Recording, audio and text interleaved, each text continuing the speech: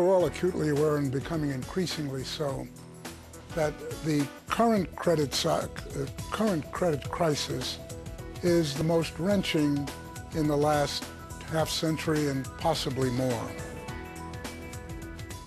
Notice that Dr. Greenspan actually speaks with more clarity now than when he was the head of the Fed. It's been 2 years since he's retired, and presumably he's making more than the chump change he was paid as the head of the central bank, probably $100,000 or more per speaking engagement. Well, the Olympic flame almost did get snuffed out, actually, in Paris when they had to abandon the relay and resort to busing the torch on the way to the airport to San Francisco. Despite all the bad press, China's still expecting tons and tons of visitors now and ahead of and during the August Olympic Games. Hotel space will become at a premium, obviously. Are you going to be left sleeping on the street if you don't book quickly? Brett Butcher, Langham Hotel Senior VP, joins us on the show today. Morning, sir. Hi, Ben. Are you in China? You're going to China?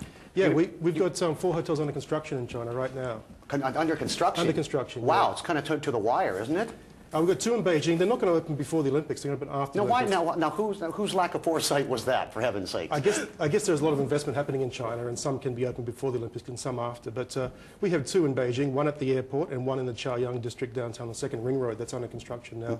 A hotel in Shanghai, a hotel in Changchun under construction, and 2 other deals that are done, not announced yet. And we're looking also, and these are with partners, these constructions, but Great Eagle, our parent, is also looking to invest in China and build multi-use developments. What is the situation going to be like, by the way, around the time of the games? I'm sure you've kept tabs and kept an ear to the ground there. Is it going to be? Are they going to be like way beyond their existing capacity, or what? Yeah, like I worked through Sydney Olympics as well, and what happens is that leading up to the Olympics, a month before the Olympics, a month after the Olympics, and through the Olympics is quite a busy period. Like you're saying, you'd need to book your rooms now, and if you don't have them now, maybe you're not going to get them. Go ahead. Go ahead. Yeah. No, I was just going to say it's interesting that Langham was seen as a very localized brand. It was a very Hong Kong homebred organization, and now you're moving out. In the past few years, you've been moving out in a pretty substantial manner.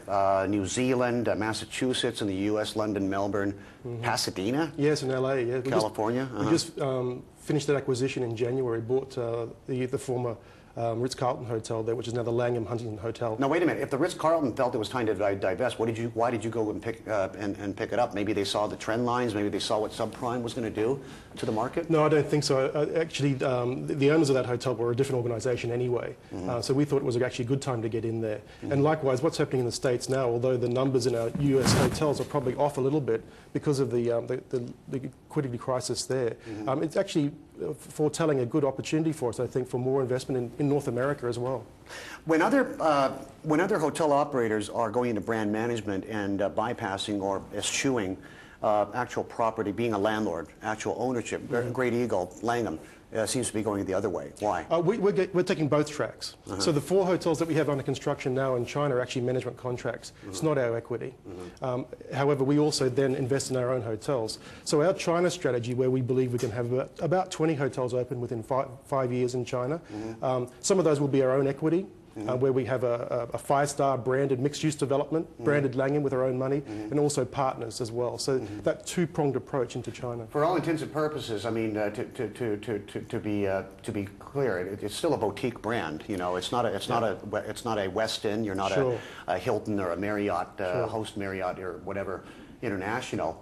How do you attract people, who go to Pasadena? The first thing they think of may not be a Langham. It might be, ooh, how can I maximize my points, with Sheraton or whoever? Sure, that's right. Well, actually, 20 years ago, it might have been difficult to start a new brand, but today in the internet age, we're getting some of our hotels getting 20% of its business through the internet alone. And so we think that through the distribution channels, the electronic distribution of our products allows us to actually enter the market and compete very well against the bigger brands. If you take our brand, for instance, I think our strategy is quite good, the business model, especially for China. We have a European brand. The Langham was originally opened in 1865 in London. It's a European brand. We position it as a European brand. But our company is a Hong Kong-based company. We're part of Great Eagle. So we have a European brand that we think the Chinese people like to stay in. They like the idea of the European brands, and yet then our companies are Chinese companies. So from a communications, a deal, and negotiation standpoint, I think we can cut through as well. So that business model is actually working very well for us and allow us to already sign about 6 You know, in deals. this current environment, presumably a lot of the property owners, a lot of the hotel managers around the world are going through a lot of difficulties, especially the bigger you are, perhaps the more complicated your balance sheet is. The Lowe family is very savvy and very smart. I'm not tooting my own horn. I'm talking about K.S. Lowe and his family behind the great Eagle brand. They have the financial wherewithal. They have the fundraising capability. They have the connections in China. What about taking over a major international established chain? Is that something that's in the offing in the future for the company? I don't know of anything in the offing at the moment, but obviously what we're doing at the moment is we're growing organically. As we get bigger and larger, other opportunities might come about. But right now it's really more of an organic growth, hotel by hotel, either with partners or our own equity. And as you've seen, we've grown substantially in the last 4 years. Any talk about a spin-off of Langham from the Great Eagle Group? Nothing at this point, no. We're still firmly part of the Great Eagle Group, and there's no talk or any work on that at the moment. Have you had a cup of coffee in one of your restaurants recently? Yes, I have. Is it strong, medium, or weak? Well, it depends what you want, I guess. We have a Main Street Deli brand as well. That sort of. No, I've been there. That was really strong. I was up at midnight that night. You know what? you go to Starbucks once in a while? I do. You know what Starbucks is doing? No, what's that? Apparently, people are getting too much of a jolt, and you know that old saying, all the caffeine, twice the sugar, or whatever. They're actually introducing a milder brand of coffee, believe it or not. I guess those of us old farts from the 70s or whatever can't handle it. Starbucks of Seattle betting on a milder brew. It's called Pike Place Roast. If you haven't been to Pike Place Market in Seattle, you got to go there. It's my hometown. It's gorgeous. You get the freshest seafood around.